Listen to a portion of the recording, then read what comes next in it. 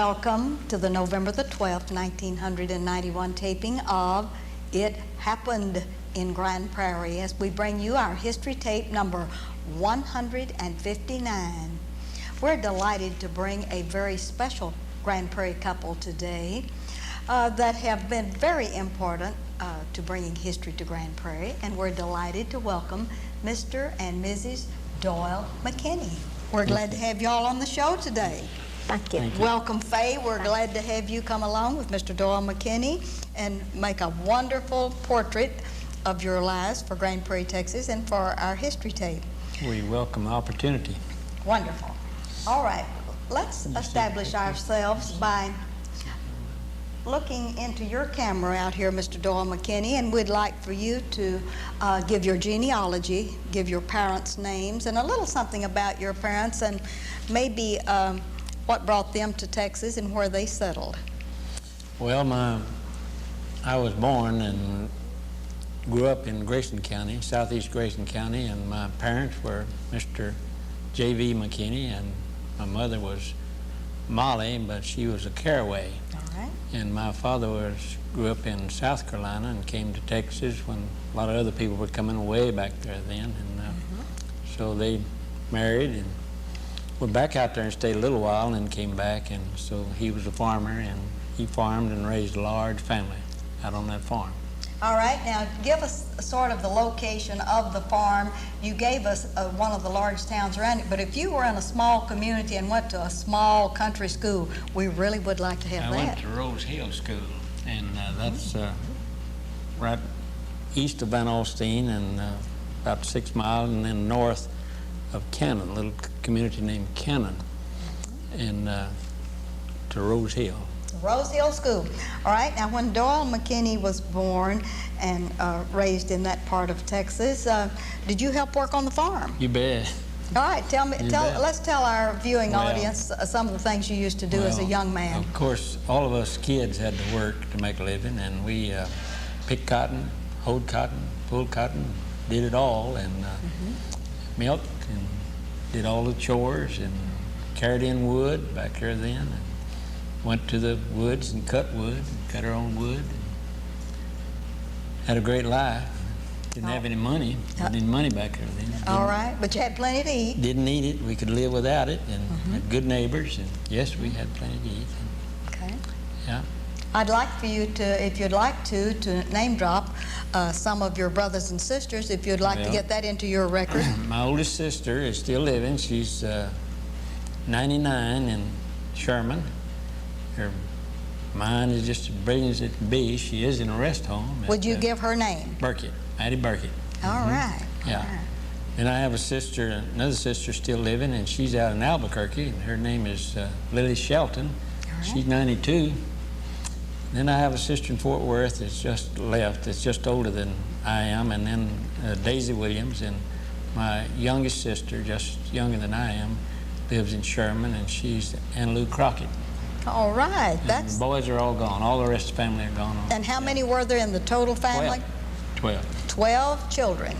They all grew up to be grown except one. One died when she was about 9 months old. That was before my time, so I didn't know her.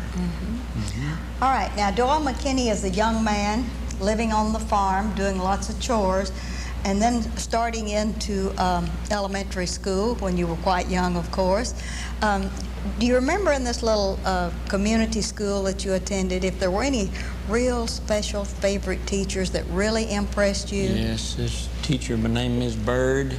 All right. She was great. And the name of one by name principal named Caraway, Mr. Caraway. He was a great teacher, and we had a teacher named Dodge and Ms. Dodge. And of course, then the teachers, would come and live out in the community with someone. They room and board with them. And oh, how great. yes, and didn't get much schooling back there then, but I've had lots of experiences since. It taught me a lot. All right. You bet. And when you left that part of the country, when did you leave that part of the country? How old were you and where'd you go? Well, I left there in about 1930. And went up to Sherman and All right. worked with the paper company, and then I wandered off up in Missouri in 1931, and Depression was on. All right. Couldn't hardly get a job, but I got a part-time job with the Katy Railroad, All right. checking baggage. No one was traveling, so I didn't have much to do, and much part-time job anyway, but I spent my time out on the railroad right away, and out in front of the depot and all, and there were two little girls on their way to school every morning, cutting across there every morning, and I met them, got to talking with them, and so one of them is sitting here beside of me now. All right. And we decided that she would be my wife and someday, and so I came back to Texas, stayed 2 or 3 years, and went back after in 1933. And that little railroad depot was located in what town? Clinton, Missouri. Clinton, Missouri. Yes, and we've always treasured that depot, and an interesting thing about it is every time we'd go back up there to visit, we'd go down to the depot. Well, it began to fall apart. The trains quit coming through, and so fate had it that the Chamber of Commerce decided to buy it and redo it, and they've got it up on the courthouse square as a Chamber of Commerce office, so it's preserved. And we got to see it not long ago. We visited, went back up there and visited, and the folks were real nice and took us all through it. But that's where it all started. Okay. 58, we've been. Be 58 in December 23rd if we make it, if she puts up with it. 58 years. Yeah. That's a bunch. No children. That's a bunch. We've had a good one. All right, let's get with Faye. We're going to let you rest a moment. Faye, would you look out into your camera right here and establish your genealogy for us? Well, I was born in Missouri. All right. Where? At Lamar, Missouri, and that's Barton County. In fact, near where President Truman was born. And we lived on a farm until I was about 10 years old. And then we moved from Lamar to Clinton, Missouri. All right. And then we lived there in the same house all those years until I met Doyle. And I went to school there. But before that, in the country, I walked 1.5 miles to a country school. All right. Would you like to name that little country school? Right now, it was Forest something, but I can't quite get it. It's too far back. All right. Would you like to tell us the names of your parents so that we can establish that? Give your father's full name and your mother's full name, including her maiden name. Silas J. Watkins, her full name, and May Minerva Watkins, which she was a Lester before she married. All right. And my brother Jesse Watkins is in Mexico, Missouri. If he's still living, I have not heard from him in quite some time. I see. But I went, as far as I went, is high school education. Yes. And of course I walked to school several blocks in Clinton, Missouri, the town. That's where we met. Wonderful. And he was your only brother? Right. Or sister? Right. That's wonderful. But you did live out on the farm. Did you have any chores to do, Faye? Plenty. All right. I just said I carried in wood. We did not have electricity then. I studied by the kerosene lamps. All right. Carried in wood. We did not have running water. Of course, we had a well. I'd draw water. I had many chores. And when we moved to Clinton, Missouri, I still had chores, but we had facilities. And every evening I come home, I had something to do in the way of chores. Other than getting your lessons. Right. All right. When you were going to school, either in Forest Glen or wherever that was out of Clinton and at Clinton, were there any important teachers that really helped encourage you, that impressed you? Well, I can't really remember only one teacher's name, and I don't know why her name was Guest, her last name, and I cannot think of her first name. But it's been so long ago, but I had women teachers. I never did have a man teacher. I do know that. But that's... All right. When you finished your schooling there in Clinton and had in the meantime met Doyle McKinney, what happened to Faye then? Well, We went together several months, All right. and then we married All right, and where did you get married? there at the courthouse in Clinton, Missouri. In Clinton, Missouri. How wonderful. And came to Texas In almost- about a week, came to Texas and stayed with his brother and wife for a very short time because he did not have a job at that time. All right. Well, you certainly did marry on faith, and to have lasted 58 years, I think that's wonderful. But let's get back with Doyle. All right. Now, when you first saw her in Clinton, when you were at the depot, then where did Doyle go? Let's kind of trace you a little farther down the line up until the time you married Faye. What Well, happened in the interim? As I said, I continued to work there a while, and then I went back to Texas. What'd you do in Texas? I worked on the farm then. All right. And I was pretty soon had to work out some way to make enough money to get back up there after. All right. And you talk about having faith. When we left there in Clinton, Missouri on January the 1st, 1934, we liked $1 having enough to buy the ticket to Sherman, Texas. All right. And my brother gave it to me. Gave you that extra $1 that Get do me the Texas. trick. Yes, that's Get right. you down to Texas. All right. And when you all came back to Texas, where did you come to? Sherman. To Sherman, Texas. Sherman, Texas. And my brother, Which one of your brothers established him? Royce, R.E. McKinney, had All worked right. for the gas company 10 years, and so wasn't much work to do, and WPA was in, being involved then, Yes. and then so city were doing some street work, and gas company had to lower the lines out of the way of the streets, so I got a job working part-time, 25 cents an hour, digging ditches for the gas company. Oh, and you were thrilled to death to You get bet, a job. happy, do Oh, anything. yes. In fact, anytime I wasn't working there, I'd go uptown and look for anything, and I would even deliver circulars, anything, just to get the money. You bet. You bet. But of course, you could buy a lot of things with $1 then. Yeah. Then I guess I was determined to make a good hand because of my brother. I didn't want to ruin his reputation. So, You bet. So when they started laying them off, they kept me. And they kept me for 39 years. 39 Yeah, a years little for the over. gas company. Yes. How many different gas companies did you work for? Well, at that time it was in Sherman. It was called Municipal Gas Company. All right. It was not municipal, not owned by the city, and then it changed to. It's all one company, but it changed to a company of Community Natural, and it wasn't long until they named all of it Lone Star Gas Company. All right. And the Lone Star Gas Company, and how long did you work for them in the Sherman area? Well, till 1938, and I was working in the meter department, and we had a fire in the office and shop, and so I moved to Greenville. And we lived in Greenville about 11 years. Longer, the company moved us all the time, so we lived in Greenville longer than we lived anyplace else. Okay. Then I wanted to get out of the meter shop, so we went over to Clarksville.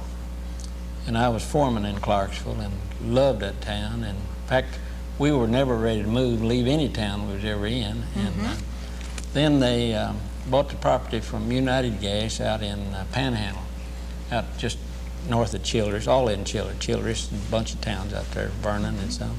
So they talked me into going to Wellington, and when they asked me about going, I said, "Where is it?" I didn't know, but it was best What thing county ever is Wellington in? Collinsworth. In Collinsworth Yeah, just County. north of Childress in Childress County. Just the Red River separates them. Okay. And then I was there about 3 years till they promoted me and made me district manager of that district, Childress district, and that lasted about 5-6 years. All right. And then they called me one day and asked me would I like to come down to Grand Prairie and look that over, that district. And what did you ask about Grand Prairie when you heard the name? I'd already been asking about it. All right. I'd heard about it and I heard it was open. There was a man came out there that was pretty high in the company to help me do a little work, and I asked him about it. Just have they filled it yet? Never thought of coming. And it wasn't long till they called me. He came back and told them that I might be interested in it. So I came to Grand Prairie in 1961. We did, and we loved Grand Prairie. We really got submerged in Grand Prairie, we were here till 1968. We got transferred. So in 1968, you transferred from Grand Prairie to where? Fort Worth. Fort Worth. Big promotion, yeah. Yes. I had over there over 600 employees under my jurisdiction. I didn't want to go. I didn't want to leave Grand Prairie, but I'm glad I went now because of the promotion. Why, it helps me on my retirement. Yes, that Even though I retired before salaries went up. But I've never had any complaint. I make it and manage, we do. And what is your magic retirement date? April the 1st, 1973. Retired from the Lone Star Gas Company after all of those multitude of I years. retired about 4.5 years early. They had, Lone Star had a bunch of people that they needed to retire, and so they made a special provision for them, and Lone Star said you have to, the government or someone said you got to give it to all of them. So offer it. So I was needing that to go and do the Rotary work and church work and everything without being tied down. So I took it, and it's been nothing but beautiful. It's exactly what the good Lord had planned for me to do there. I know it because it has worked so good and been so beautiful. We're going to give you an opportunity to give a good testimonial in a few minutes, but I want you to rest 1 minute. Okay. I got to bring Faye up. All right. Here we have Faye over in Sherman. Let me say one thing. All right. I've never meant to leave her out because we've been a pair all the way along. That's right. She never, every time we come in, we moved 10 times, and she never complained. Always ready to go. Ready to go. Yep. Ready to go. Okay. All right, Faye, would you look out into your camera now and tell us about Faye from Sherman on, and you followed him all along. Did you ever work out of the home? Only during the war. All right. And he went to service, Air Force. All right, tell me about working, where you worked during the wartime. When he was transferred out to Goldsboro, North Carolina, All right.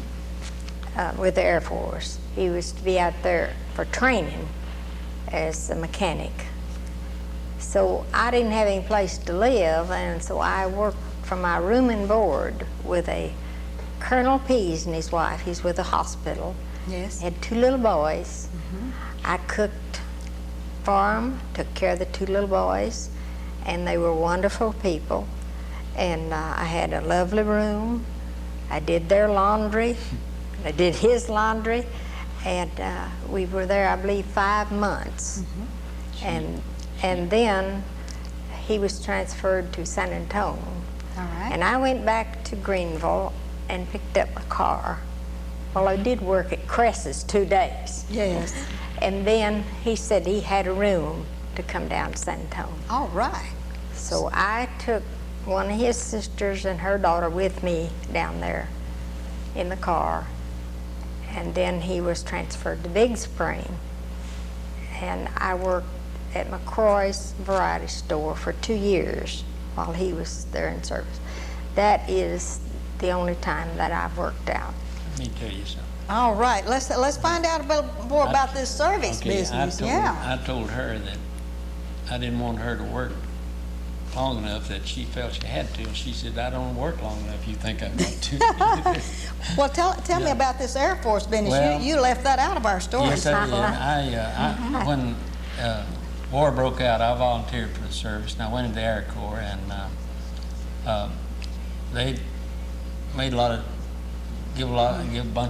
tests, so I passed the test pretty high, and they sent me out to Goldsboro, North Carolina, to an airplane technical training school. All right. Great training out there. So then, after I finished that, and actually San Antonio was a displacement center, so yes.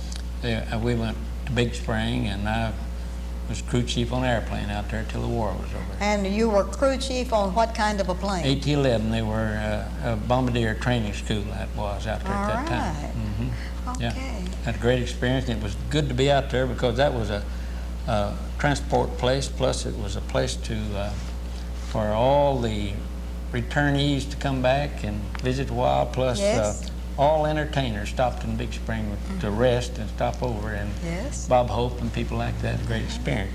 But while I was there, the very first jet that just began to fly, they had wanted to come to Big Spring and land way away. Wouldn't let any of us mechanics go out to see it or anything. Such a top secret. So we took the fuel out so far, and they had flown their people in and had them to come out so far and meet us. And they took the fuel back and planted. It was such a top secret then. Yes. A big jet Look aircraft. how far we've come now. Yes. Yeah, it was a Army plane at that time. So I got a lot of good training, and particularly supervision in the Army. And so when I came back, well, I was ready to go with the gas company then. Back to the gas company again. Yeah. That was a wonderful transition in there, wasn't it? Gave you lots of good experience. You bet. All You bet. right. Now, let's get down to the part about coming to Grand Prairie, Texas. You've gotten here into Grand Prairie. Yeah, tell us about your involvement in the community and in Rotary and the church and everything. Of course, when they called me and asked me about coming to Grand Prairie, I said, well, I don't know what you think about it.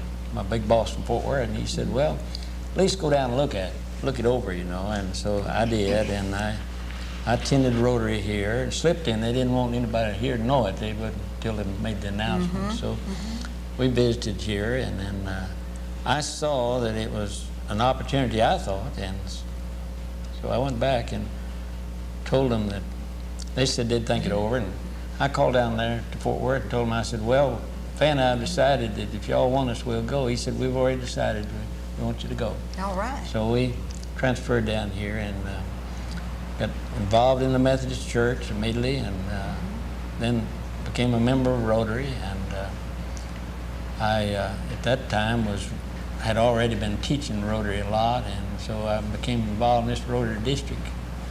But one of the greatest experiences I had was, of course, you know, Cliff, I beat Cliff Johnson here.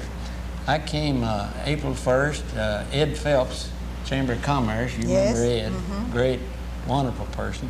He came April 15th, and then Cliff came along in the fall. Well, I had seniority over both of them, you know. But Cliff Johnson called me one day over at the City Hall, and he says, we're going to start a cleanup program.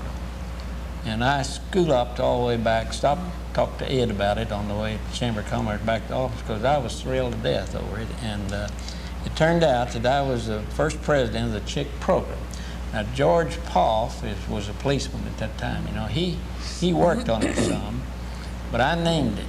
And so when we got organized, well, I was the first president, and I set up an organization similar to Rotary, way Rotary's organized, or my company, and organization chart, and we had directors, and we were really organized. So we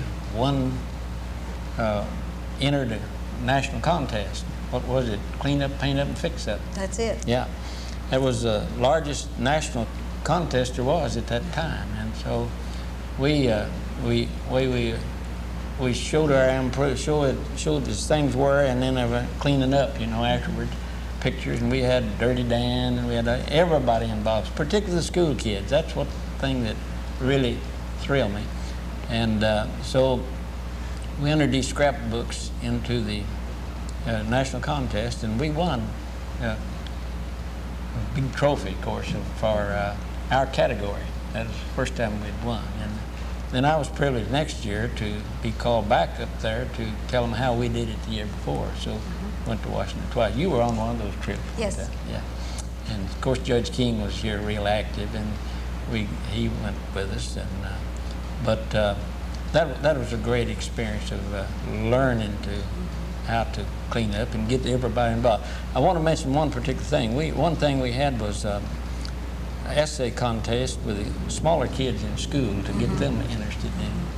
And they were, we had a judging, and there were several winners, and we were one Sunday afternoon there at my office, you know, we had a meeting place there. We'd call all these kids in and honor them and recognize them. Well, some didn't come. And the next day, I said, I'll deliver them, and I found most of those kiddos were what we used to call down across the tracks, you know, from the lower class families, and it just thrilled me to think that these kids would get interested in this, and learn this and tell how, win a winner of telling how to clean up. You bet. And it was a great thing. All right, Faye, what were you doing all the time? He was doing all of these good things with the gas company in the city. You had on your dossier home product salesman. When did you do this? Were you ever a home product salesperson? No, or anything? no. She No. been Oh, just okay. supporting me all the way along. But Right, never just worked out of the home volunteer. except just volunteers. But I did get Yeah. to go with him the second time he went to Washington on this at this chick program. On the chick Yes, program. yes. Right. All right, what have you done in the First United Methodist Church? Tell us that. Well, we got into Methodist Church out in Childress, and then very active out there. And then here, we both were holding office, and then I was active here, just about all the offices. And then, of course, in our round, we were moved from here. When we moved from here, we were in the Hanley United Methodist Church. And then We have about 3 more minutes, so I want okay. you to get Okay. down to the First United Methodist Yeah. Church here in Well, Prairie, Texas. Well, we're active in the Methodist Church in Waxahachie. In Waxahachie. Yeah. And I teach a class there, and it's the best thing that ever happened to me. And we have an average of 100, and I can teach. I've tried to teach all my life, but I'm really teaching. But the great thing is I'm learning the Bible, and that's my love now. A lot of my Rotary friends, if they hear this, and I'd say that if I had to give up one or the other now, well, I'd sure give up Rotary rather than my church. So, And you and yeah. Faye do live here in Grand Prairie, Yes. Texas. Yes, we live here. We bought a small townhouse, and it's just exactly what we need to be free. They keep the grounds and all like that, and we can go when we want to go. We made 2 trips to India. Almost missed that, and that's one of the greatest things too that happened to us. So, Go right ahead and tell. well, I'm still active in Rotary all over, and I have. How high did you go in the Rotary Well, Club? I served as district governor of Rotary, and then I served on many international committees of Rotary all over the world, and still active. And she gets phone calls constantly, and I do all the time for helping them out and teaching. And we Yes. taught Louisiana and Missouri and all the states all over. And But your church takes most of the time it does now. Yeah. Ask her. I spend all my time on lessons. I just teach one Sunday a week. And I'm sorry, a month. But it takes all the time to prepare it the way I want it. By the way, incidentally, Oscar Long is in our Sunday school. Oscar and Mary D. that used to have the furniture company here in Grand Prairie. Yes. All right. In the 1 minute that we have left, or a half minute, I want you to look out into your camera and tell how wonderful it's been to live in Grand Prairie, Texas. Well, of course, when I was leaving here, being transferred, I didn't want to leave in this town or the city. I didn't want to give up this Rotary Club, and they didn't want to leave me because at that time I would lose me because I was a governor, district governor. But I promised them I'd come back. And you did. I considered that a commitment, so I came back in '76, yeah. 1976 through 1991 and on for years and years to come. I want to thank you, wonderful couple, for coming and sharing your life with us and telling us about Grand Prairie of the past and what it's meant to you. And this is Ruthie Jackson reminding you, and would you all know that history is as we live and do. Sure.